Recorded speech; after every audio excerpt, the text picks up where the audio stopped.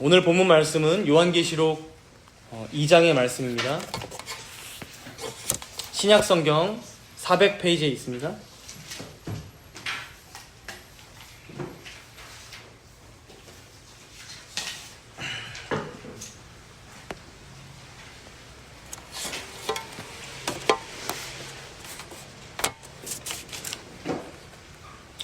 본문은 요한계시록 2장 전체인데 제가 봉독은 1절에서 11절까지만 봉독하도록 하겠습니다. 봉독합니다. 에베소 교회 사자에게 편지하라. 오른손에 있는 7뼈를 붙잡고 7 금촛대 사이를 거니시는 이가 이르시되, 내가 내 행위와 수고와 내 인내를 알고 또 악한 자들을 용납하지 아니한 것과 자칭 사도라 하되 아닌 자들을 시험하여 그의 거짓된 것을 내가 드러낸 것과 또 내가 참고 내 이름을 위하여 견디고 게으르지 아니한 것을 아노라. 그러나 너를 책망할 것이 있나니 너의 처음 사랑을 버렸느니라. 그러므로 어디서 떨어졌는지를 생각하고 회개하여 처음 행위를 가지라. 만일 그리하지 아니하고 회개하지 아니하면 내가 내게 가서 내 촛대를 그 자리에서 옮기리라. 오직 내게 이것이 있으니 내가 니골라당의 행위를 미워하는도다. 나도 이것을 미워하노라. 귀 있는 자는 성령이 교회들에게 하시는 말씀을 들을지어다. 이기는 그에게는 내가 하나님의 낙원에 있는 생명나무의 열매를 주워 먹게 하리라. 서머나 교회의 사자에게 편지하라.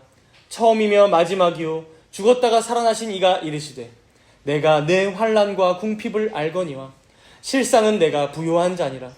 자칭 유대인이라 하는 자들의 비방도 알거니와 실상은 유대인이 아니요 사탄의 회당이라. 너는 장차 받을 고난을 두려워하지 말라. 볼지어다 마귀가 장차 너희 가운데에서 몇 사람을 옥에 던져 시험을 받게 하리니 너희가 10일 동안 환난을 받으리라. 내가 죽도록 충성하라. 그리하면 내가 생명의 관을 내게 주리라. 귀 있는 자는 성령이 교회들에게 하시는 말씀을 들을지어다. 이기는 자는 둘째 사망의 해를 받지 아니하리라. 아멘.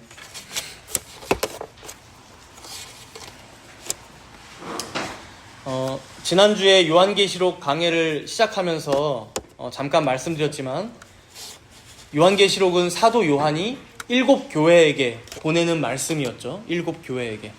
물론 사도 요한이 쓰긴 했지만 우리가 1장에서도 봤듯이 지금도 살아계셔서 하늘보좌 우편에 앉아 계신 그 예수님이 친히 하시고 계신 말씀드림을 이제 요한이 환상을 통해 보게 되는 내용도 지난주에 우리가 봤었습니다. 그리고 오늘 2장부터는 이제 3장까지 총 2장에 걸쳐서 그 7 교회들 각각에게 예수님께서 특별히 하고자 했던 말씀들을 하시고 계신 것을 볼 수 있습니다. 본문 2장 1절부터 여러분들 눈으로 한번 보세요. 보시면 이제 단락별로 소제목이 붙어 있죠. 그렇죠? 그래서 에베소 교회에게 보내는 말씀, 그 다음에 서머나 교회에게 보내는 말씀, 또 다음으로 버가모 교회, 그렇죠? 그 다음에 넘겨서 또 두아디라 교회, 그리고 3장에 가서는 나머지 3교회겠죠. 사대교회, 빌라델비아 교회, 라오디게아 교회. 이렇게 오늘까지 이제 주보 지도에 실었는데, 주보 지도에도 나와 있는 이제 반모섬에서 이 대륙에 있는, 아시아에 있는 이 7 지역에 있는 교회들에게 차례대로 말씀하고 계신 것을 우리는 볼 수 있습니다. 그런데 우리가 이 말씀들을 좀 더 잘 이해하기 위해서 이 7 교회에게 2장, 3장에서 말씀을 하실 때 일종의 패턴이 있는 것을 우리가 염두에 두고 읽으면 좋을 것 같아요. 맨 앞에 에베소 교회가 있으니까 이제 에베소 교회를 대표로 해서 이 패턴을 한번 대략 먼저 파악해 보면요. 먼저 1절에 한번 보십시오. 2장 1절에 보니까 어떤 교회에게 편지하라. 그러니까 에베소 교회 사자에게 편지하라. 서가모 교회 사자에게 편지하라. 이제 누가 이 편지를 받고 있는지 수신인을 기록하고 있죠. 이어서 누가 보내고 있는지, 당연히 예수님이신데 그 예수님이 가지신 특징 중에 한두 개를 차용해서 가져오고 있는 것을 볼 수 있어요. 어떤 모습의 예수님께서 지금 보내고 있는지 이 편지를.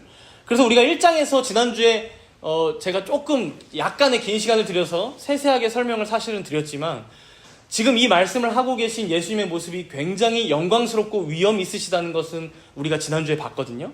그런데 그 많은 모습들 중에서 몇 가지를 가져오는 게 각각이 다 달라요. 7 교회에게. 그런데 몇 가지를 가져오면서 좀 더 의미를 강화시킵니다. 그래서 예를 들면 여기 2장 1절 같은 경우에 보면 지금 오른손에 있는 7뼈를 붙잡고 계신 분이 이제 말씀하신다고 하는데, 붙잡고라고 하죠. 근데 여러분 앞에 1장 16절을 잠깐 보세요. 잠깐 보시면 그의 오른손엔 7뼈이 뭐라고 돼 있죠? 있고입니다. 있고. 그냥 7뼈이 있고랑 붙잡고는 아예 단어가 다릅니다. 그래서 일부러 다르게 단어를 지금 번역한 거거든요.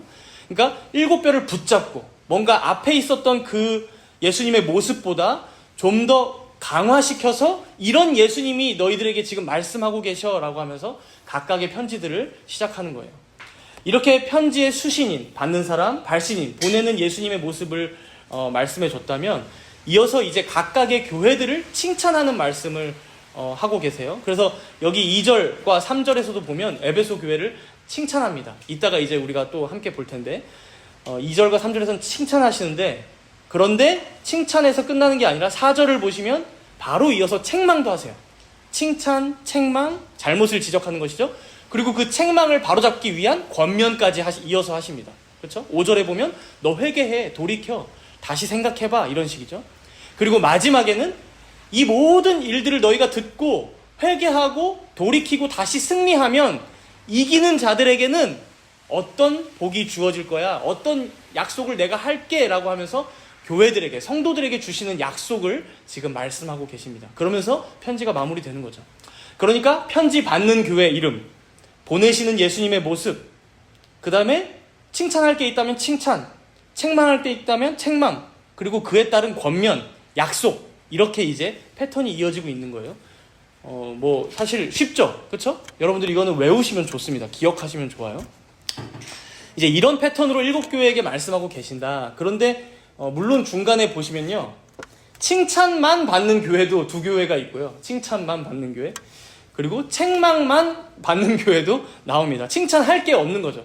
그래서 보면 2번째, 5번째 교회, 그러니까 서머나 교회, 빌라델비아 교회는 칭찬만 받고 있는 걸 볼 수 있고요. 마지막 라오디게아 교회는 애석하게도 칭찬을 못 받고 책망만 받고 끝납니다. 어쨌든 이렇게 7교회에게 하시는 말씀이 이제 2장과 3장에 걸쳐서 나오는데, 그 중에 오늘은 우리가 2장에 나오는 이 앞에 4교회에게 하시는 말씀을 살펴보려고 해요. 사실 각각의 교회에게 하시는 말씀을 천천히 한 교회씩 살펴봐도 좀 당연히 유익할 텐데, 그렇게 하면 또 요한계시록 강해가 너무 이제 늘어지고 여러분들도 지겨워하실 그 가능성이 생기니까 이제 한 장씩 4교회, 3교회 이렇게 묶어서 다음 주까지 하고 또 4장으로 넘어가려고 합니다. 그래서 오늘 설교 제목이 뭐죠, 여러분들? 오늘 설교 제목 보시면 지난주에도 3가지 주제가 잡혔었는데 오늘도 그렇습니다. 진리, 환난, 사랑, 이 3가지 주제로 이 앞에 있는 4교회에 대한 내용이 좀 설명이 될 수 있을 것 같아요. 이제 아무래도 각각 다른 4도시의 교회들이었지만 당시 상황이 다 로마 제국 치하에 이제 그 지배받는 중이었고, 각각의 도시들의 특징들이 조금씩 차이가 있지만 그것들을 제외하면 이제 비슷한 현상들이 벌어지고 있는 것을 우리가 볼 수 있거든요. 그래서 진리, 환난, 사랑, 이 3가지 주제로 순서대로 하나씩 살펴보면서 하나님께서 어떤 교회에서 어떤 점은 칭찬하고 계시고 또 어떤 점은 책망하고 계시는지, 그것이 또 우리는 그것을 들었을 때 어떻게 적용할 수 있는지, 그것을 하나씩 살펴보도록 하겠습니다. 먼저 이 4교회 모두 이제 진리라는 주제로 보자면 진리를 위한 사투를 아주 치열하게 벌이고 있었다는 것을 우리가 볼 수 있어요. 본문 2절과 3절을 우리 함께 읽어볼까요? 2장 2절과 3절입니다. 지금 에베소 교회의 사투를 이렇게 설명합니다. 함께 읽습니다. 내가 내 행위와 수고와 내 인내를 알고 또 악한 자들과 용납하지 아니한 것과 자칭 사도라 하되 아닌 자들을 시험하여 그의 거짓된 것을 내가 드러낸 것과 또 내가 참고 내 이름을 위하여 견디고 게으르지 아니한 것을 아노라. 여기 보면 뭐 악한 자들, 거짓된 것 이렇게 막 나오죠. 자칭 사도라 하는 자들. 여러분, 이런 이단들은 어느 시대나 있어 왔어요. 구약 시대 때도 심지어 거짓 선지자들이 있었습니다. 그리고 지금 우리의 시대에도 이단이나 사이비는 너무나 많죠. 이 계시록의 시대, 성경이 기록되던 시대에는 특히나 거짓 사도들이 많았습니다. 그러니까 자칭 사도들이죠. 왜냐면 얼마 전에 예수님이 하늘로 승천하셨잖아요. 그러니까 내가 그 예수님이 살아계시는 생전에 내가 따라다녔어. 내가 그 예수님 보고 직접 배웠어. 혹은 내가 사도들과 긴밀하게 함께 같이 지냈어. 내가 그 12제자들에게 친히 사사받았어. 이런 자칭, 이런 사람들이 얼마나 많았겠어요? 그래서 우리가 갈라디아서만 봐도 사도 바울이 그 거짓 사도들이 갈라디아 교회로 가서 혼란케 한 걸 알고서 편지를 보내면서 다른 복음은 없다. 너희들 정신 차려라고 편지를 보내는 것을 우리가 봤었잖아요. 에베소 교회에도 지금 그런 자들이 있었다는 겁니다. 먼저는. 그런데 뭐라고 합니까? 그런 악한 자들을 너희가 용납하지 않았고 자칭 사도라 하는 자들의 거짓을 드러냈구나. 그렇죠? 잘했다는 거죠. 그러면서 3절에 보니까 그 모든 과정을 너희들이 내 이름을 위해 참고 견뎠구나. 게으르지 않게 너희들이 착실하게 대항했구나. 지금 칭찬하고 계신 거예요. 먼저는. 그래서 이제 서머나 교회로 한번 넘어가 볼까요? 서머나 교회로 넘어가면 9절에 한번 보세요. 9절. 이렇게 시작하죠. 내가 내 환난과 궁핍을 알거니와. 여기서 이제 이 환난이요. 이따가 더 자세히 또 보겠지만 결국 진리의 문제로 타협하지 않은 교회에게 오는 환난이었어요. 진리의 문제로 타협하지 않는 교회에게 오는 환난.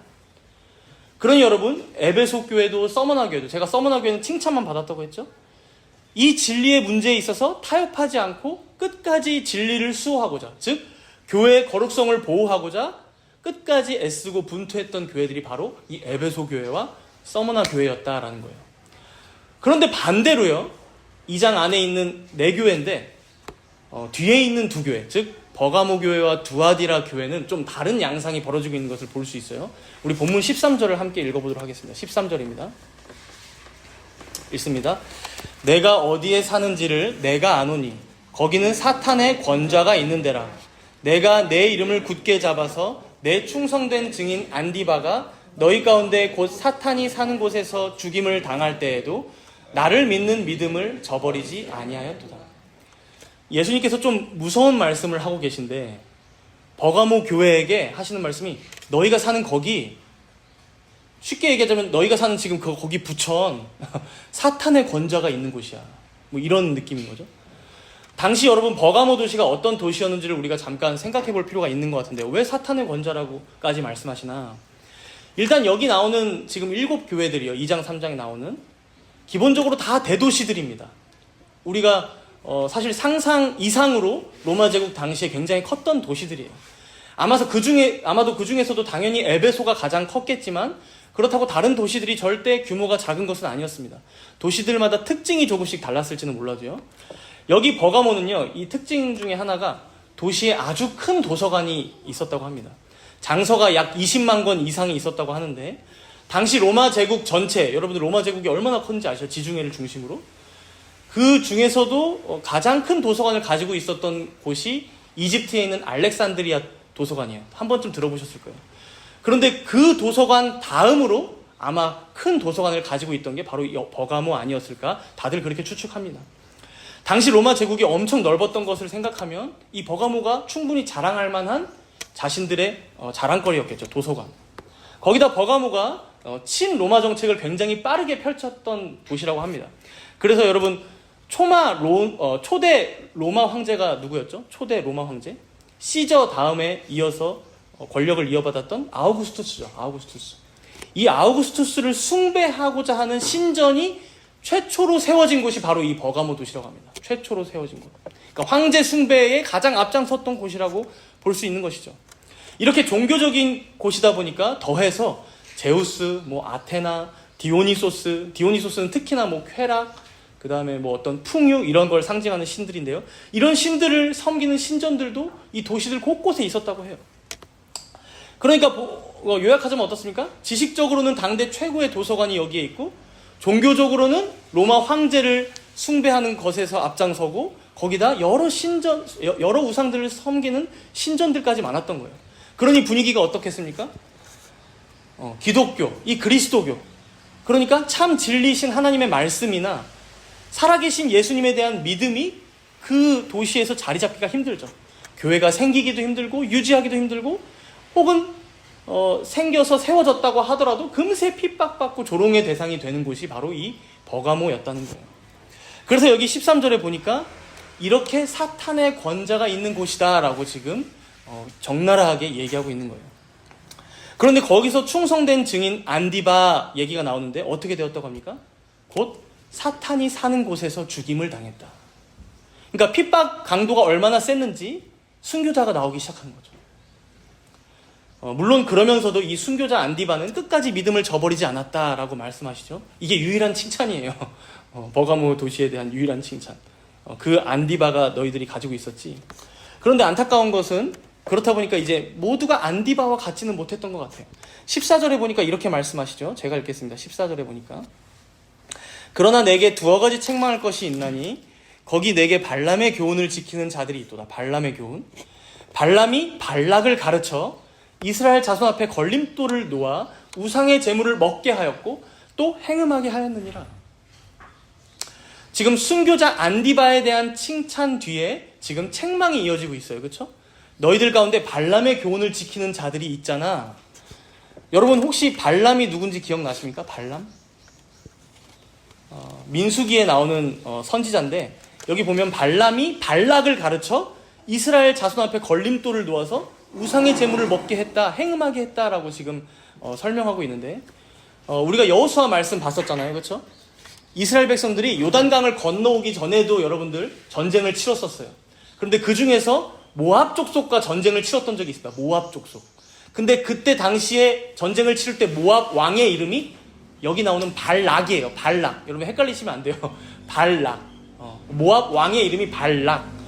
그런데 이 왕이 저기 엄청나게 큰 군대를 이끌고 오는 이스라엘 백성들이랑 싸울 생각을 하니까 깜깜한 거예요. 이기지 못하겠는 거예요. 그래서 하나의 꾀를 내는 게 뭐냐면 발람이라는 자기랑 이름 비슷하죠? 발람이라는 주술사를 데려다가 저 이스라엘 백성들을 저주하게 하자라고 꾀를 내요. 그래서 발람 주술사를 마술사죠 사실상. 그래서 이제 불러와가지고 저주를 하게 이제 사주를 하는 거예요. 돈을 주고 내가 모든 부귀영화를 주겠다. 그런데 문제는 꿈에 하나님께서 나타나셔서 발람의 꿈에 나타나셔서 그것을 막으셔요. 3번이나 막으시는 바람에 결국 발락 앞에서 이스라엘 백성들을 도리어 저주가 아닌 축복을 하게 됩니다. 그러니까 발락 왕은 어떻게 했어요? 마음이 완전히 낙심해서 돌아갔겠죠. 그리고 발람도 헤어졌어요. 그래서 사실 민수기 25장을 보면 그렇게 둘이 헤어지는 것으로 끝이 나요. 그런데 안타까운 것이 둘 다 그렇게 헤어지고 나서 끝냈으면 제일 좋았을 것을 발람 이 주술사가 그냥 돌아가지 않고 슬쩍 뒤로 발락 왕에게 계책을 냈던 것 같아요. 그 계책이 뭐였냐면 이런 계책이 나와요. 민수기 31장 16절에 보니까 그 계책이 뭐였냐 이렇게 나옵니다. 보라, 이들이 발람의 꾀를 따라 이스라엘 자손을 부올의 사건에서 여호와 앞에 범죄하게 하여 여호와의 회중 가운데에 연병이 일어나게 하였느니라. 여러분들 최근에 바알보올 사건에 대해서 자주 들으셨죠? 모압 족속의 여인들이 갑자기 와서 그 여인들과 행음을 하고 그 이후에 우상숭배까지 하게 된 사건이잖아요. 근데 이 발람이 낸 꾀가 결국 뭐였냐면 야 이스라엘 얘네들은 하나님께서 보호하셔서 내 저주 같은 것은 먹히지도 않아. 혹은 얘네들 전쟁에서 이길 생각? 그것도 못해. 근데 유일하게 얘네들 이길 수 있는 길이 하나 있는 것 같아요. 뭡니까? 이스라엘 백성들 스스로 죄를 짓게 하는 거. 모압의 여인들을 살짝 보내봐. 그러면 이 군사들이 그 모압의 여인들에게 눈이 현혹돼서 쾌락에 빠져서 행음을 행하고 결국 우상숭배까지 이어져서 하나님의 그 진노의 심판 앞에 알아서 심판받게 될 거예요.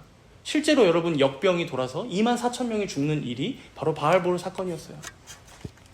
결국 이 무서운 계략을 낸 발람 주술사는 결국 여호수아의 검에 죽는다라는 말까지 나옵니다. 심판받는 것이죠, 발람도.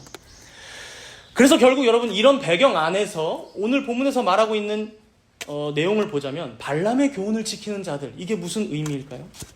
발람의 교훈을 지키는 자들, 스스로 우상숭배의 자리로 가는 자들, 스스로 행음하는 자리에 가는 자들이라는 것을 의미하고 있어요.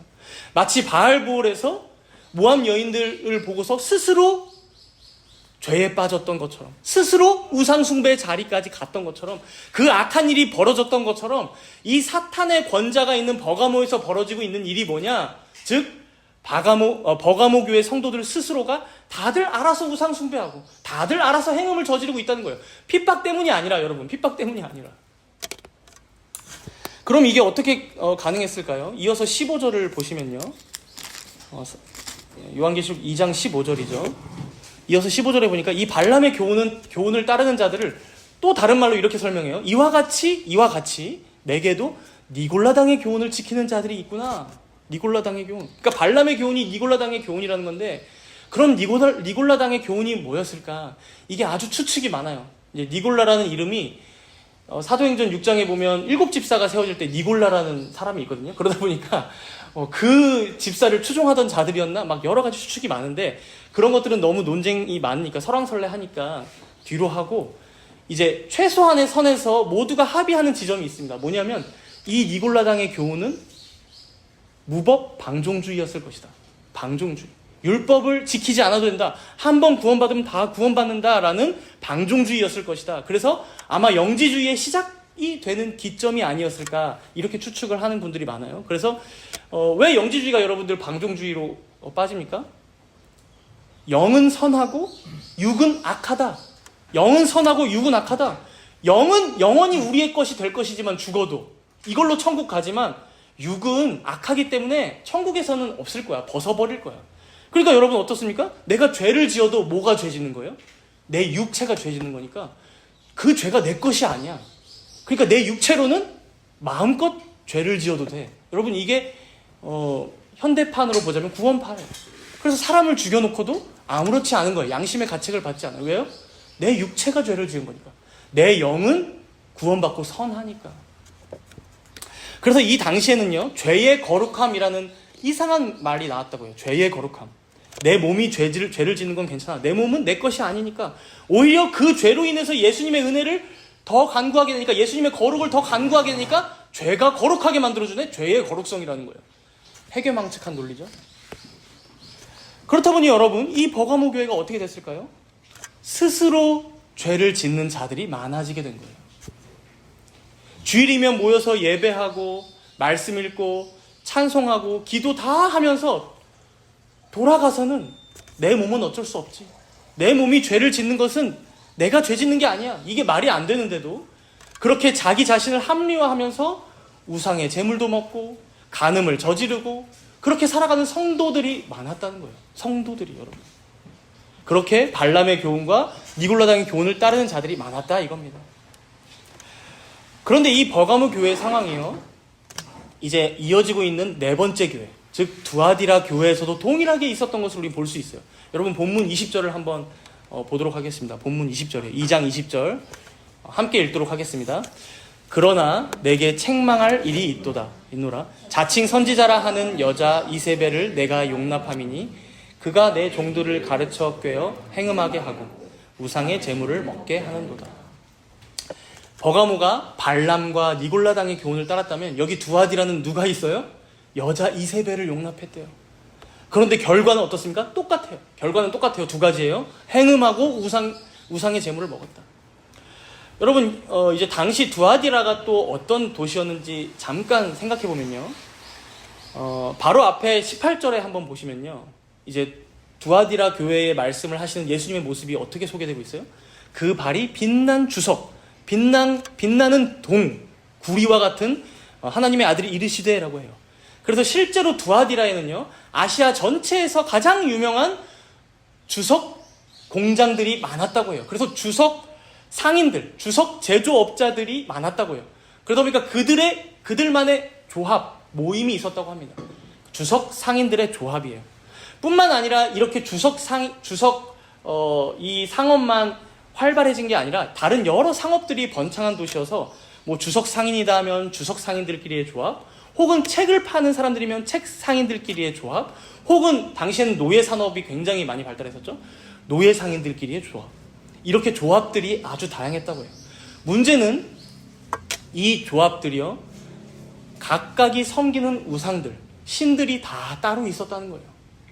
그래서 그들의 모임에 끼려면, 그 상인 조합에 내가 가입하려면 그 모임에 가지 않을 수가 없었다는 거예요. 여러분 이 모임에 가면 뭐 할까요? 자신들이 이 조합에서 섬기는 그 우상 앞에 자신들의 번창을 비는 것이죠. 이 주석 사업이 계속해서 번창하기를, 이 노예 사업이 계속해서 잘 되기를.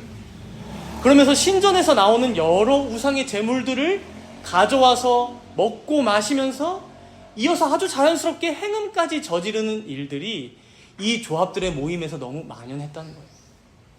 두아디라 도시. 이런 중에 이제 발람과 니골라당은 여러분 성도들에게 무슨 면죄부를 준 거예요? 앞에 버가모 도시에서 몸이 하는 건 죄가 아니야. 그러니까 너희들 마음껏 그런 조합 가도 돼. 그런 조합들은 여러 도시들에 있었으니까요. 마음껏 가도 돼. 그럼 여자 이세벨은 어떻게 했을까요? 여러분 구약의 이세벨이 누굽니까? 이세벨 하면 여러분들 느낌상 가장 악녀라는 딱 생각이 드시죠? 구약에 보면 가장 악한 왕, 이스라엘 왕들 중에 가장 악한 왕이라고 평가받던 아하방, 그 아하방의 아내였어요.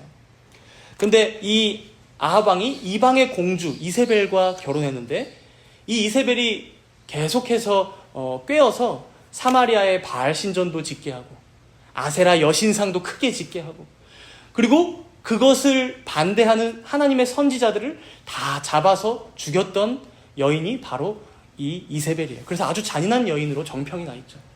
그러니 지금 그런 이세벨을 용납했다라는 의미에는 바로 그런 이세벨과 같은 어떤 여인의 말에 홀딱 다 넘어가서 너희들 다 같이 우상숭배하고 있구나, 이런 의미입니다. 너희들 다 같이 우상숭배하기 시작했어. 그래서 결국 그러면은 이 여인이 무슨 말로 꼬드겼을까 우리가 추측해 볼 수 있죠. 도대체 무슨 말로 꼬드겼길래 교회 성도들이 그런 조합들에 가서 우상숭배하고 행음을 저질렀을까? 이게 추측할 만한 게 고린도전서 8장 4절에 보면요. 고린도전서 8장 전체 내용이 뭐냐면 우상의 제물을 먹으면서도 자기 자신을 기가 막히게 합리화하는 사람들의 대사가 나와요. 그래서 고린도전서 8장 4절에 보면 이런 말씀이 있어요. 잘 들어보세요. 우상의 제물을 먹는 일에 대하여는 이렇게 얘기한다는 거예요. 우리가 우상은 세상에 아무것도 아니며, 우상은 아무것도 아닌 거 저희도 알아요. 그러면서 뭐라고 또 고백하냐면, 또한 하나님은 한 분밖에 없는 줄 아노라. 그러니까 우상은 우상일 뿐이고 하나님은, 살아계신 하나님은 한 분뿐인 거 우리가 다 알아요 라고 합리화하면서, 그러니 거기 자리가 의미가 없다라고 하면서 간다는 거예요. 이 자들이. 그래서 먹는다는 거예요, 우상의 제물을. 8장 전체에서 이런 말을 하는데 결국 우리가 지식적으로는 하나님만이 참 신인 것을 압니다. 그분이 세상을 창조했고 우리를 구원하신 거 다 압니다. 그러니 우상의 제물 이거 음식밖에 안 되잖아요. 그거 좀 먹어도 그게 흠이 되겠습니까? 아니죠. 그렇죠? 그런데 여러분 우상의 제물을 먹는다는 게 단순한 의미가 아니었어요. 그래서 사도행전 15장에도 보면 예루살렘 공의회가 열려졌을 때 4가지를 금하자 이방인들에게도, 그 중에 하나가 뭐냐면 우상의 제물을 먹는 거예요. 의미가 있다는 걸 사도들이 다 알았던 거예요. 이런 식으로 이세벨과 같은 여인이 여러분 두아디라 교회들에게 해방을 줬다는 거예요. 해방.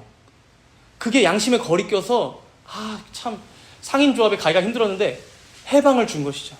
그러니 어떻게 했어요? 가뜩이나 상인조합에 내가 참석하지 않으면 먹고 살기 힘들어지는데 옳다구나 하고 이걸 복음으로 받은 거예요. 기쁜 소식으로 받고 그냥 우상의 신전에 가서 다 같이 먹고 마시고 그러다가 행음도 저지르고, 그렇게 이세벨의 꾀에 빠지고 만 것에 대해서 주님은 지금 두아디라 교회를 책망하고 계신 거예요. 여러분, 우리가 여기까지 이런 말씀들을 들으면요, 사실 우리가 무슨 우상의 재물을 먹습니까? 지금 이 시대에 무슨 행음을 우리가 특별하게 저지르겠습니까? 별로 우리와 상관없는 말씀들이 아닌가 싶을 수 있어요. 그러나 여러분 잘 한번 생각해 보십시오. 우리들의 삶 가운데에도 우리 주변에 우상이 될 만한 요소들이 아주 많이 있어요. 그것들에 대해서 분명히 하나님의 말씀은 너희들 그 우상들 섬기면 안 돼 라고 말씀하시는데 우리 마음은 어떻게 합리화해요? 에이, 이거는 괜찮겠지. 이런 죄까지는 내가 어떻게 이기겠어. 안 되겠지. 방종주의예요. 방종주의. 그냥 내가 지겠다라는 거죠. 내가 하나님을 안 믿으면 몰라도 하나님도 잘 믿고 교회도 다니고 신앙생활도 잘하고 있는데 내가 머리로는 다 알고 믿고 있으니까, 그리고 먹고 살려면 또 어쩔 수 없으니까 이 정도 타협은 괜찮겠지. 여러분, 이 정도 타협은 괜찮겠지? 이세벨주의입니다. 이세벨주의. 정말 우리들에게, 여러분들에게 이런 태도가 없다고 여러분들 장담하실 수 있습니까? 저만 해도요, 여러분, 저만 해도 좀 더 개혁된 교회를 해보고자, 개혁된 교회는 날마다 개혁되어야 한다, 개혁된 성도는 계속해서 개혁되어야 한다, 이 방향성을 가지고 날마다 제 자신부터 살아보려고 하고, 또 교회에서 말씀도 전하고, 또 성도들도 신방하고, 목사의 여러 직무들을 충실히 하고 섬기고 이렇게 하려고 하다가도요, 우리 앞에 어떤 거대한 죄악들, 도저히 이기지 못할 것 같은 어떤 우상들이 놓여져 있다 보면요, 당연히 교회의 진리와 거룩을 위해서라면 이 죄악을 깨부시고 이 우상들을 집어치우고 싸워야 할 것 같은데, 때로는 제 안에서도 여러 생각들이 들어요. 그러면서 겁이 나기 시작합니다. 그러면 멈칫멈칫하게 되고, 때로는 뒤로 후퇴할 때도 한두 번이 아니에요. 우리 교회 안에서도 그렇고, 우리 가정 안에서도 그렇고, 제가 참석하는 우리 또 교회가 소속되어 있는 노회에 가서도 그렇고, 혹은 누군가를 만나는 교제의 자리에서도 마찬가지예요. 그래서 그럴 때면요, 내가 이러려고 목사로 부르심을 받았나? 개혁된 방향으로 한 걸음 더 가보고자 지금 내가 살아있는 건데, 그게 교회를 참으로 섬기는 나의 직무인데, 내 인생의 의미는 어디로 갔는가? 과연 진리와 어떤 지혜 사이에 어디쯤 나는 서 있어야 할까? 이런 딜레마에 빠져서 가끔은 침체될 때도, 죄송하지만 여러분 있다는 거예요. 여러분들의 목사가 못나서 죄송하지만 아주 괴롭습니다. 저는 이런 환난과 분투가 저에게만 있는 것이 아니라고 당연히 생각합니다. 여러분들 앞에도 매 순간 찾아올 거라고 생각해요. 생존과 진리 사이에서 과연 어떤 선택을 해야 하는가? 나는 어디쯤 서 있어야 하는가? 끊임없이 내 안에 발람과 니골라당, 이세벨은 거짓말을 속삭이는데, 죄인인 우리들은 그 거짓말에 속기도 하고, 때로는 알면서도 속아주기도 하고 따라가고, 그래서 그렇게 또 죄에 빠지기도 하고 우상 숭배에 빠지기도 하고. 몇 가지 예를 들어보면 여러분, 우리가 각자 하는 일들이 있죠. 그렇죠? 일은 아주 잘 해야 합니다.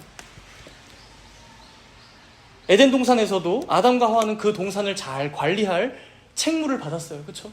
그러니까 타락하기 전부터 일은 아주 거룩한 거였어요.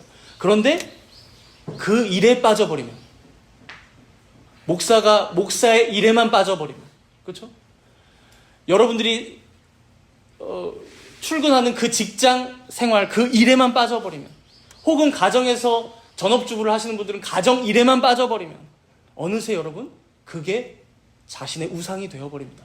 워커홀릭이라고 하죠, 우리가. 워커홀릭. 여러분, 성은 어떻습니까? 여러분, 성관계마저도 하나님의 형상으로 지음받은 사람들에게 하나님께서 주신 고귀한 선물이에요. 너무나 아름다운 것입니다. 남녀간에 하나가 되는 이 성관계를 통해서 그리스도와 교회, 그리스도와 성도가 얼마나 친밀하게 하나 될 수 있는 것인지 그 비밀을 알려주었다라고 말씀하세요. 그런데 우리는 어떻습니까? 세상의 모든 죄인들은 어떻게 살아갑니까? 그 성을 악하게 사용합니다. 악하게. 오늘 본문에서도 그랬듯이 우상으로 사용해요. 포르노에 중독되고 혼인관계 외에서 내 정욕을 풀고자, 내 쾌락을 풀고자 사용해버려요. 여러분, 마찬가지 원리로 가족도 좋은 것이죠. 가족 얼마나 아름답습니까? 그런데 가족이 때로는 가장 우상이 되기 쉬워요. 내 자녀가, 내 남편이, 내 아내가, 내 부모가 하나님보다 더 우상시하게 되는 것이죠. 그러나 우리가 경험적으로도 알지만 여러분, 거기에는 영원한 행복도 만족도 안식도 없어요. 그렇죠? 심지어 술도 마찬가지예요. 술도 여러분, 간단하게 와인 한두 잔, 맥주 한 캔, 그것 가지고 우리가 죄다 막 누군가를 막 비난하겠습니까? 그러나 여러분, 분명히 알코올의 욕구가 어떤 한 사람을 잠식하게 될 때 우리는 그 사람이 얼마나 많이 망가지는지를 많이 볼 수 있습니다. 술 취하지 말라, 이는 방탕한 것이니 오직 성령의 충만함을 받으라. 인생을 여러분 허비하게 되는 거예요. 더 고귀하고 가치 있는 것에 우리의 시간과 몸과 에너지를 바쳐야 하는데 그 모든 것들을 알코올이 삼켜버리는 것이죠. 허비하게 되는 것이죠. 하나님께서 우리에게 고귀하게 주신 목적대로 못 살게 만들어버리는 것이죠. 성령의 충만함이 벗겨져 버리는 것이죠, 여러분. 그러니 사랑하는 여러분, 우리가 어찌 버가모와 두아디라 교회를 책망하시는 예수님의 음성이 우리의 일이 아니라고 외면할 수 있겠습니까? 여러분, 본문 16절을 한번 보세요. 16절에 보면 이제 버가모 교회에게, 좌우에 날선 검을 가지신 이가 버가모 교회에게 이렇게 말씀하세요. 그러므로 회개하라. 그리하지 아니하면 내가 내게 속히 가서 내 입의 검으로 그들과 싸우리라. 본문 23절은 우리가 함께 읽겠습니다. 본문 23절인데 그 눈이 불꽃 같고 모르시는 게 없으신 주님이 이렇게 말씀하시는 거예요. 본문 23절. 또 내가 사망으로 그의 자녀를 죽이리니 모든 교회가 나는 사람의 뜻과 마음을 살피는 자인 줄 알지라. 내가 너희 각 사람의 행위대로 갚아주리라. 21절부터 보면요, 회개하지 않는 자들에게 이런 심판을 내릴 거야.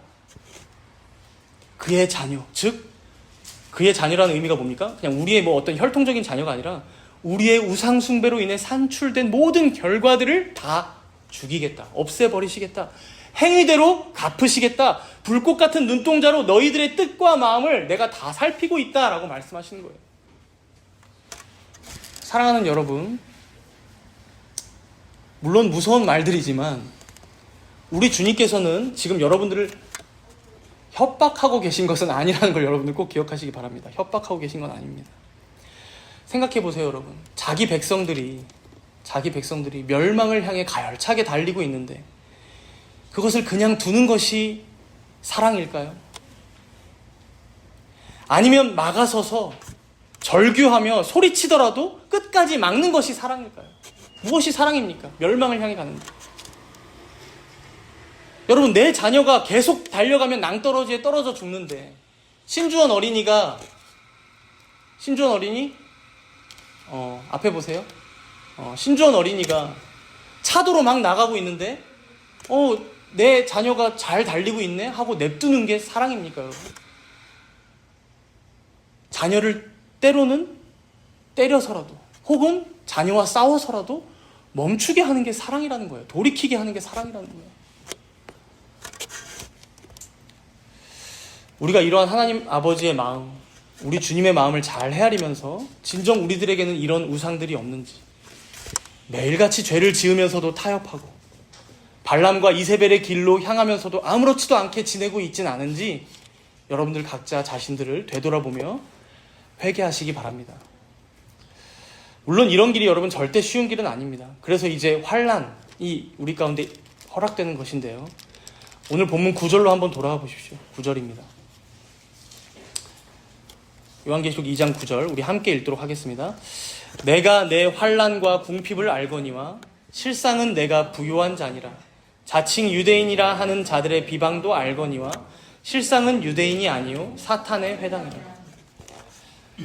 여러분, 여기 서머너 교회는 다음 주에 볼 빌라델비아 교회와 함께 책망이 없고 칭찬만 있는 교회라고 했죠. 그런데 어떻다고 합니까? 칭찬만 있어서 마냥 그냥 즐겁고 기쁘기만 한 것이 아니라 환난과 궁핍이 있다고 말씀합니다. 여기서 환난은 슬립시스라고 외부의 강한 압박이 쫙 오는 거죠. 엄청난 고난을 의미해요. 그래서 환난과 궁핍, 이 궁핍이란 단어도 푸토케이아라고 해서 찢어지게 가난한, 아주 극빈한 이란 의미가 있습니다. 그러니까 여러분, 이들이 당시에 황제를 숭배하지 않고 우상의 신전에 가서 먹고 마시지 않는 그런 우상 숭배와 행음의 자리를 피하는 이런 진리를 지키는 삶이, 믿음을 지키는 삶이 절대로 쉬운 게 아니었다라는 것을 지금 알려주고 있는 거예요. 절대 쉬운 게 아니에요, 여러분. 맞습니다. 쉽지 않습니다. 사실 상인조합에 가지 않는다? 이건 여러분 당장 생계에 타격을 입고 환난과 궁핍에 내가 내일 당장 처할 게 뻔한데도 이 진리를 수호하고 이 믿음을 지켜나가겠다. 바로 그렇게 행동했던 자들이 바로 이 서머너 교회의 성도들이었다는 거예요. 그래서 그런 이들에게 우리 주님께서 이렇게 위로하시죠. 우리 함께 본문 10절을 읽어볼까요? 다음 이어지는 10절 함께 읽습니다. 너는 장차 받을 고난을 두려워하지 말라. 볼지어다 마귀가 장차 너희 가운데에서 몇 사람을 옥에 던져 시험을 받게 하리니 너희가 10일 동안 환난을 받으리라. 내가 죽도록 충성하라. 그리하면 내가 생명의 관을 내게 주리라. 너는 장차 받을 고난을 두려워하지 말아라. 사실 이 말은 약간 우리를 좌절시키기도 하는데, 장차 받을 고난, 즉 성도라면 고난은 필수적으로 찾아올 거야 라고 먼저는 알려주고 계신 거예요. 우리 인생 중에, 성도의 인생 중에 고난이 끊기는 날은 오지 않을 거야. 근데 그러면 이게 어떻게 위로가 됩니까? 중반부에 보니까 심지어 마귀가 몇 사람을 옥에 던져 시험을 받게 할 정도다. 시험을 받게 할 정도. 그런데 그 시험의 기간이 며칠입니까, 여러분? 시험의 기간 나오죠? 뭐라고 나옵니까? 10일. 이 의미는 먼저 여러분 10일. 영원에 비하면 우리 인생의 고난의 시간은 너무도 짧다라는 것을 먼저 의미하고요. 굉장히 짧은 시간이야, 고난받는 거. 그리고 조금 더 여기서 깊은 의미를 우리가 길러내 보자면, 여러분 다니엘과 세 친구 혹시 기억하시나요? 다니엘과 세 친구. 그들이 처음 바벨론 포로로 끌려갔을 때요, 어떤 시험을 겪냐면 왕의 음식, 왕이 내려주는 음식을 먹냐 안 먹냐로 시험에 당합니다. 그런데 다니엘과 세 친구는요, 자신들의 몸을 더럽히지 않겠다라고 결단하고 왕의 음식과 그 포도주를 먹는 것을 거부해요. 그래서 이제 자신들을 시험하는 이에게 요청하는 게 뭐냐면, 그 10일 동안 채소와 물만 우리에게 갖다 달라. 그렇게 우리가 10일을 한번 지내보겠다. 그래서 그걸 다행히도 이제 시험관이 허락을 해주고, 그렇게 그 시험이 지나는 내용이 나옵니다. 그런데 여기서 다니엘서 1장에 나오는 이 시험이란 단어가요, 70인역, 헬라어로 유대인들이 번역한 그 성경을 보면은 페이라조라고, 이 시험의 단어를 페이라조라는 단어로 번역하는데, 방금 읽은 이 본문 10절에 보면 마귀가 주는 시험이 있다라고 하죠. 바로 사도 요한이 그 페이라조라는 시험 단어를 가져와서 여기에 사용하면서 10일을 명시하고 있어요. 10일. 그러니까 사도 요한은 지금요, 다니엘과 세 친구가 겪었던 그 10일 동안의 시험을 여기 가져와서 뭘 말하고 있는 겁니까? 여러분, 자신들의 몸을 더럽히지 않으려고 10일 동안 채소와 물만 먹었던 다니엘과 세 친구가 그 이후에 어떻게 되었는지 다니엘서 1장 15절에 이렇게 말씀해 줍니다. 열흘 후에 그들의 얼굴이 더욱 아름답고 살이 더욱 윤택하여 왕의 음식을 먹는 다른 소년들보다 더 좋아 보인지라. 더 윤택하고 더 건강하여졌다는 거예요. 왕의 음식을 먹으며 자신의 몸을 더럽혔던 이들보다. 자신들의 몸을 더럽히지 않고자 뜻을 세우고 그 시험에 당당하게 맞섰던 다니엘과 세 친구의 건강이 더 좋아지고 더 윤택해졌다는 거예요. 여러분, 마찬가지라는 거예요. 사도 요한은 지금 우리들의 인생 가운데 우리가 우리 자신을 더럽히지 않고자, 주님의 교회를 거룩하게 보호하고자 큰 환난과 시험 앞에 놓여지고, 심지어 우리가 궁핍에 처하게 된다고 하더라도, 여러분, 그 후에 결국 이기는 자는 누구냐? 10일이 지난 후에 이기는 자는, 승리하는 자는 그 생명의 관, 영생을 차지하고 영광스러운 천국에 입성한 자들이 누구냐? 바로 다니엘과 세 친구와 같이 끝까지 분투했던 성도들, 거룩한 성도들이라는 거예요. 그러니 이 장차 우리가 받을 영광과 현재의 고난은 비교가 되겠냐는 것이죠. 여기 10절 뒷부분에 보시면 주님께서 결연한 권면을 하고 계시죠. 뭐라고 말씀하십니까? 사실 무서운 말씀을 하고 계세요. 웬만하면 이런 말씀을 하지 않으시는데, 죽도록 충성하라. 죽도록. 이 진리, 이 거룩을 위한 싸움은요, 우리의 생명을 내놓고 하는 싸움이 될 거야 라고 주님께서는 이미 알고 계신 거예요. 너희들 생계, 생명, 너희들의 모든 것을 다 내놓고 할 싸움이야. 그러나 여러분, 동시에요, 또 무엇을 의미하냐면 죽도록 충성하라. 즉 죽도록 충성할 만하다라는 거예요. 여러분, 장차 너희들에게 생명의 관이 주어질 거니까, 장차 너희들에게 이 썩어질 생명이 아니라 영생이 주어질 거니까, 하늘의 신령한 모든 복들이 너희들에게 주어질 거니까 너희가 죽도록 충성할 만하다. 아니, 죽을 만하다는 거예요. 죽을 만하다. 이것을 위해서. 여러분, 그래서 이 말씀을 지금 누가 하고 계신지 본문 8절을 보세요. 본문 8절. 서머나 교회에게 어떤 모습의 예수님이 말씀하십니까? 서머나 교회 사자에게 편지하라. 처음이며 마지막이요, 죽었다가 살아나신 이가 말씀하고 계신 거예요. 모든 역사의 주관자, 온 세계의 왕이신, 죽었으나 살아나신, 즉 생명과 사망의 권세를 가지신 우리 주님께서 말씀하고 계신 거예요. 죽도록 충성해라. 왜? 죽어도 돼. 내가 너희를 살릴 거야. 영원한 생명을 줄 거야. 생명의 관을 너희 머리에 씌워줄 거야. 여기까지 우리가 진리와 환난에 대한 내용을 살펴봤다면요, 이제 마지막으로 마치면서 사랑에 대한 내용을 잠깐 살펴보겠습니다. 우리가 맨 처음에 살펴봤던 교회가 어느 교회였나요? 에베소 교회였죠. 여러분, 어쩌면 에베소 교회는요, 뒤에 나오고 있는 버가모, 두아디라 교회처럼 진리의 문제에 있어서 패배하진 않았어요. 우리가 아까도 봤지만 오히려 거짓 선지자들을 잘 드러냈다라고 2절과 3절에도 말했는데, 여러분 6절에도 한번 보세요. 6절, 2장 6절이에요. 이렇게 말씀하죠. 오직 내게 이것이 있으니 네가 니골라당의 행위를 미워하는도다. 나도 이것을 미워하노라. 그러니까 버가모와 두아디라는 발람, 니골라, 이세벨 이런 교훈들의 꾀임에 넘어갔는데, 에베소는 오히려 어떻게 해요?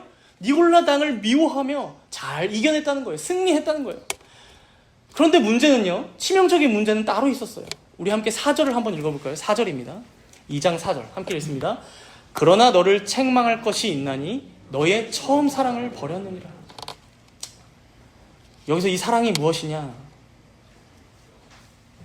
예수님께서 말씀하신 큰 계명 두 가지가 있었죠. 뭐죠? 하나님을 사랑하고 이웃을 사랑하라. 이 두 가지 범주로 이 사랑에 대해서 생각해 보면 될 것 같아요. 하나님 사랑, 이웃 사랑. 여러분, 전체 이 에베소 교회에게 주신 맥락을 보면 에베소 교회는 진리의 문제에 있어서는 칼 같았던 거예요. 마치 좌우의 날선 검처럼 니골라당이 은밀히 들어왔어? 딱 시험에서 걸러내서 내쫓아버리고 교회를 거룩하게 보호했어요. 거짓 사도들이 와서 율법주의, 방종주의 얘기하자마자 딱 잡아내서 자칭 사도들 내쫓았어요. 그런데 여러분, 정작 그렇게 진리의 검같이, 칼같이 잘라내다 보니까 뭘 잃어버렸다는 거예요? 처음 사랑.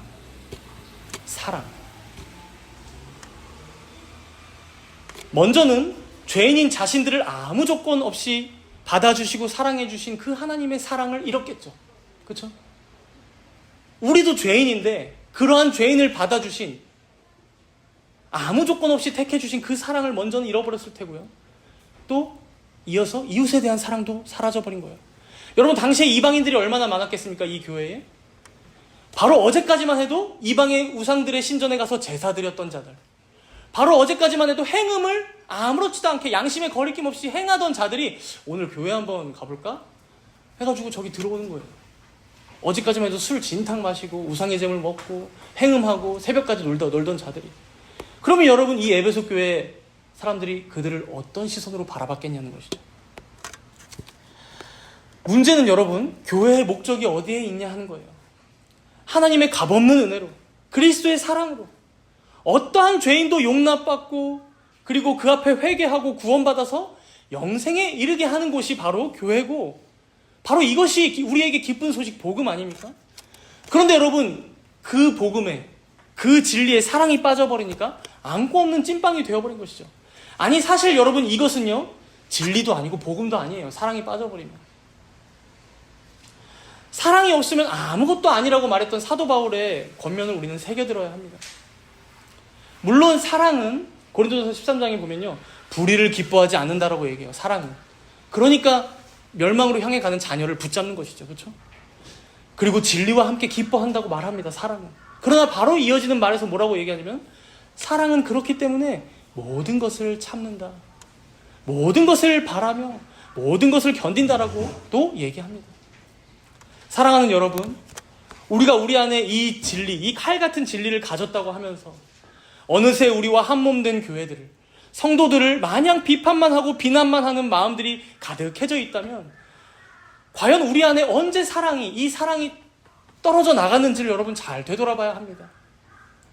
그래서 본문 5절에도 여러분 한번 보세요. 본문 5절. 이어서 이렇게 말씀하시죠. 그러므로 어디서 떨어졌는지를 생각하고 회개하여 처음 행위, 처음 사랑을 다시 가지라는 거예요.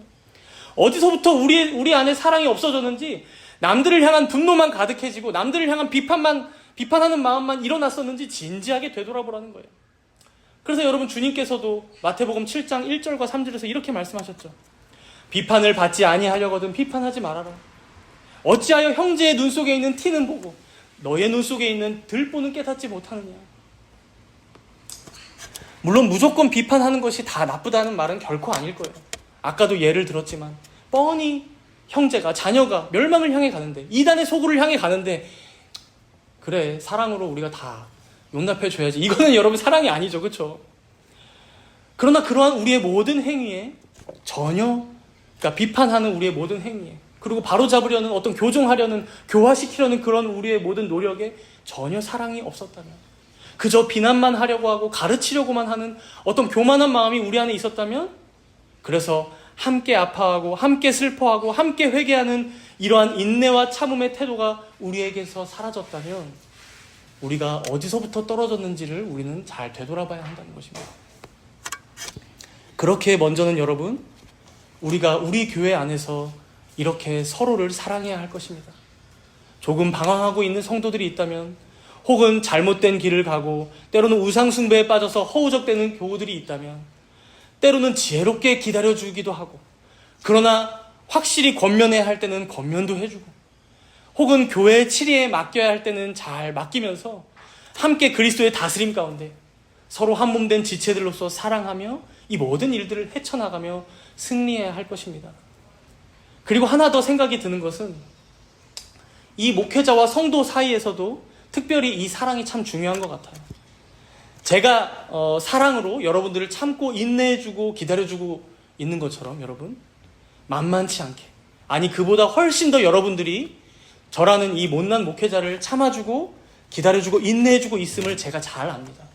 제가 주위의 많은 교회들을 보니까 서로의 못남은 결국 다 있어요. 서로의 부족함도 다 오래 지내다 보면 다 드러나요. 그런데 목회자가 성도의 못남을 못 참아줘, 성도들이 목회자의 못남을 못 참아줘, 그러면 여러분, 그때는 진리고 뭐고 없어져요. 기분이 서로 상하고 서로를 못 받아주니까 그냥 언젠간 결국 헤어지게 되는, 그래서 교회가 뿔뿔이 흩어지게 되는 그러한 안타까운 일들도 많이 벌어지기 때문이죠. 그래서 더 지금은 제가 목사만 얘기했지만 앞으로 확장해서 모든 직분자들과 이 회중들의 사이가 더 이 사랑이 필요하지 않나 싶습니다. 어떤 때는 진리로 치리하기도 하고, 또 어떤 때는 사랑으로 품어주기도 하고 용납해주며 서로가 서로를 기다려주는 거죠. 서로가 서로를. 그렇죠? 이렇게 우리는 서로 한 몸 된 교회로 세워져 나가야 할 것입니다.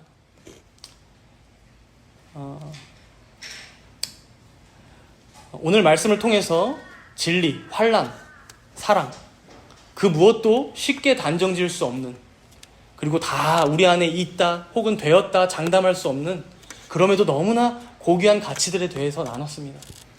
이것은 이 7교회 시대 때부터 지금 우리의 교회에 이르기까지 교회들에게 주어진 책무요, 과제처럼 또 숙제처럼 남아있는 고귀한 가치들임을 여러분 꼭 기억하시기 바랍니다. 우리 인생의 의미와 방향성이 진정 이 진리를 위한 삶인지, 그리고 사랑을 위해 살아가고 있는지, 그래서 어떤 환난 가운데에도 우리가 승리하며 이기는 자로 살아가고 있는지, 여러분들 각자가 은혜를 간구하시며 다가오는 한 주간도 승리하시는 모든 성도님들 되시기를 축복합니다. 우리 함께 기도하도록 하겠습니다. 오늘 주님 앞에서 책망받는 교회들의 모습을 보았습니다. 혹시 우리들에게도 니골라당에 방종하는 모습과 이세벨에 타협하는 모습들이 있진 않은지 각자 되돌아봅시다. 우리 삶 가운데 하나님보다 더 사랑하고 추구하는 무언가, 그 우상들이 있었다면 회개하도록 하겠습니다. 또한 진리의 말씀을 슬며시 옆으로 제쳐두고 외면하며 죄와 타협하며 지내던 시간들이 있었다면 그 시간들을 진정으로 슬퍼하며 회개하도록 하겠습니다. 더하여 주님께서는 이 모든 것들 가운데 사랑을 특별히 잃지 말라고 말씀하십니다. 우리가 혹시 진리를 추구하다가 이 사랑을 놓치고 있진 않았는지, 또 죄에 빠져 허우적대다가 사랑을 놓쳐서 하나님도 잊어버리고 이웃도 잊어버리고 나 자신만을 위해 살아가고 있진 않았는지, 우리 각자 자신들의 삶을 되돌아보면서 우리 함께 간절히 회개하며 기도로 나아가도록 하겠습니다.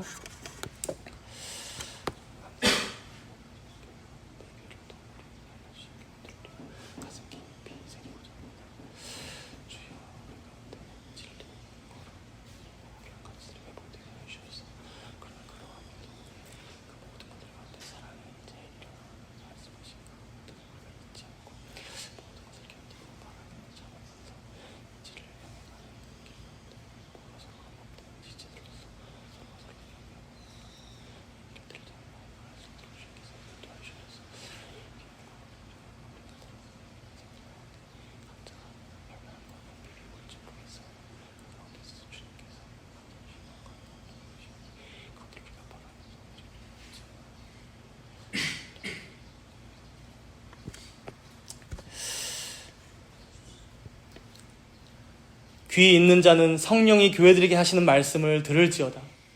이기는 그에게는 내가 하나님의 낙원에 있는 생명나무의 열매를 주워 먹게 하리라 말씀하신 주님. 주님께서 우리에게 주시고자 하시는 것은 생명이고 영생이며 풍성한 하늘의 신령한 복들임을 우리가 기억합니다. 하오나 주님, 고백하옵기는 죄인된 우리들의 모습이 어찌나 연약하고 부족할 때가 많은지요. 하나님보다 더 사랑하고 의지하는 우상들을 치워내려 해도 마치 우리 마음이 우상 공장이 되어 날마다 새로운 우상들을 또 만들곤 하는 모습을 봅니다. 또한 구약의 이세벨만, 신약의 두아디라 교회만 그런 것이 아니요.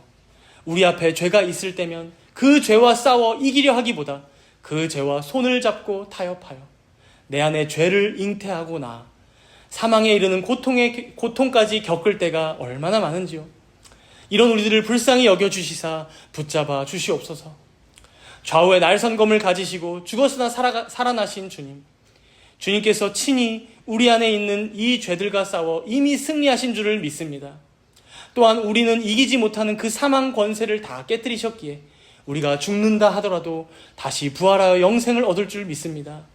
이처럼 이미 이긴 자 되었다는 이 약속을 우리가 굳게 믿으며 담대하게 살아가고자 하오니 주님, 주의 복된 백성들 모두를 붙잡아 주시사 잘못된 길로 행하지 않게 하시고 죄의 늪에 빠지지 않게 하시며 날마다 죄와 싸우며 살아가는 삶이 비록 고되고 힘들고 궁핍할 때 있다 하여도 장차 우리에게 주어질 영광의 면류관 생명의 관을 바라보며 날마다 승리하며 나아가는 우리 모두가 되게 하여 주시옵소서.